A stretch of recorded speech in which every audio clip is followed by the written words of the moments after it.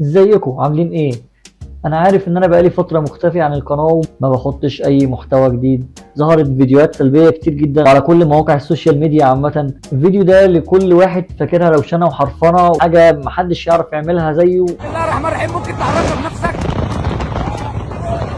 الراجل ده انك تمسك في عربيه او موتوسيكل او اي حاجه بتجري بسرعه، دي حاجه ممنوعه بالنسبه لنا. انا كابتن اسلام سوي بقول لك ان الموضوع ده كله خيابه مش اكتر. انك انت تمسك في عربيه ما بتستفادش باي حاجه، ولا جسمك بيستفاد، ولا انت بتعمل رياضه، ولا انت بتعمل اي حاجه فيها افاده لنفسك. انت بس بتعمل مخاطره وبتضيع نفسك وهتهلك نفسك. ممكن بكل بساطه وانت ماسك العربيه العجله منك تتكسر، ده لو ما وقعتش بعد الشر. العجل طبعا مش رخيص، العجل غالي جدا، ورمان البلي برده بيبوظ وده طبعا غالي جدا. ونفس الكلام للسكيت نفسه، يعني انت ممكن لو بعد الشر وقعت وكحت في الارض، لو انت حاجه لابسها هارد بوت هتخربش منك وتتبهدل، وممكن برده يبقى فيها كسر او شرخ. لو انت لابس حاجه سوفت بوت وحاجه غاليه هتتقطع منك وهتندم بجد، لانك انت مش هتعرف تجيب برضه الحاجات دي بالاسعار اللي هي بتاعت زمان. انا كنت بمسك في عربيات زمان بس بطلت من زمان برضه، ومن ساعتها ما بخليش حد يمسك في عربيات. حتى في الايفنتات بتاعتي هتلاقي الناس كلها بتنزل معايا بتبقى محترمه، واللي بيمسك في عربيات بجد بيخليني ابقى متضايق جدا. هوريكم فيديوهات دلوقتي عن امثله لناس كانت بتمسك في عربيات وانا كان دمي بيتحرق وكنت بزعق. هوريكم المنظر كان عامل ازاي.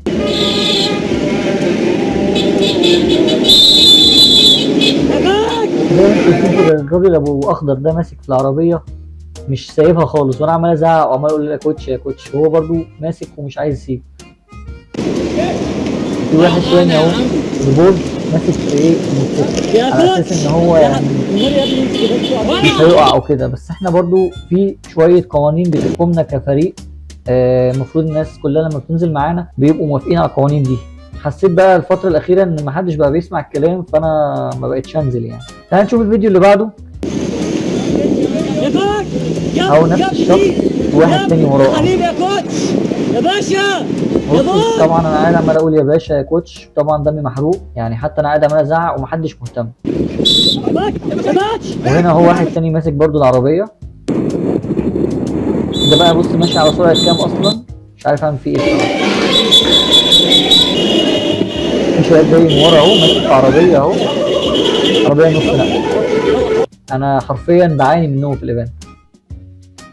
اهو واحد اهو، واحد تاني، واحد تالت، وواحد رابع. حبيت برضو ان انا اوري الوجوه دي علشان برضو الناس تبقى عارفه ان الناس دي بتمسك وبتعمل مشاكل عندي في الايفنت.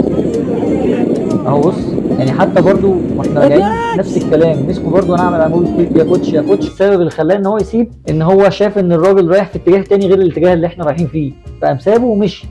مفيش اي نوع من اي انواع الاحترام خالص ليا ككوتش، ولا حتى لنفسهم ولا لذاتهم. اللي بيعمل كده ده ما بيحترمش نفسه ولا جسمه اللي ربنا اداهولك امانه في الدنيا دي علشان تحافظ عليه مش علشان تهينه.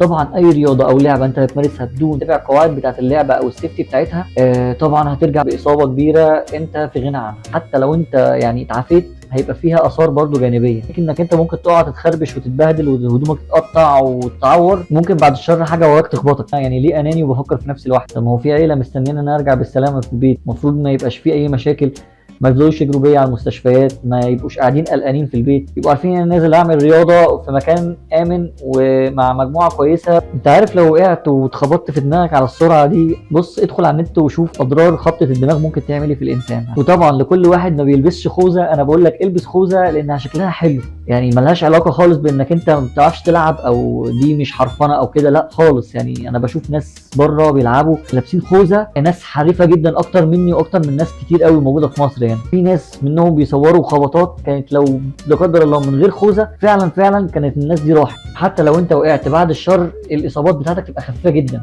يعني السيفتي دي بتشيل عنك اصابات كتير قوي. ثمن السيفتي دلوقتي غالي، بس ما تستخسروش في نفسك لان ثمن صحتك اغلى بكتير من اي سيفتي. حتى انت مش تبقى خايف وانت بتلعب، هتبقى بتدي في اللعبه اكتر، هتستفاد اكتر، وهتلاقي نفسك بقيت حريف اكتر لانك انت مش خايف تعمل حركه عشان ما تصابش. البس سيفتي وخليه دايما سيفتي فيرست. وطبعا انا مش بخوفك خالص، انا بقول لك البس سيفتي علشان انا مريت فعلا بتجارب كتير قوي في حياتي. يعني في منهم مره كان عليا تاني يوم امتحان ونزلت يعني ارفه عن نفسي شويه لان انا ذاكرت واتضغطت جامد، قلت انزل بقى العب كده شويه وانزل الجامعه تاني يوم ابقى مبسوط واعرف يعني حتى اخف عن الاسترس. وطبعا نزلت من هنا واتصبت اصابه كبيره جدا بسبب ان انا ما كنتش لابس سيفتي، وكنت حرفيا مستقبلي كله هيضيع بسبب ان الامتحان جه وانا ما عرفتش ان انا ادي فيه، كنت رايح بتألم ومش عارف اعمل اي حاجه. طب وعلى ايه؟ انا اصلا في غنى عن ان انا البس السكيت وامسك في عربيه وانا ما بستفادش. يعني خلينا ناس حلوه ورياضيه وتستمتع وفي حقول المعقول، في حقول المعقول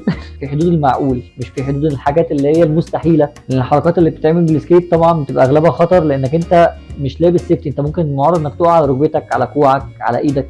ومش لازم نقلد اي حد، لو حتى احنا شايفين حد محترف جدا وبيعرف يلعب ويلبس سيفتي بيقول لك يا عم دي بتأيدني ومش حلوه وبتاع، ما تعملش زيه، لانك انت لو عملت زيه العواقب هتكون وخيمه لما تقع وتحصل لك اي اصابه.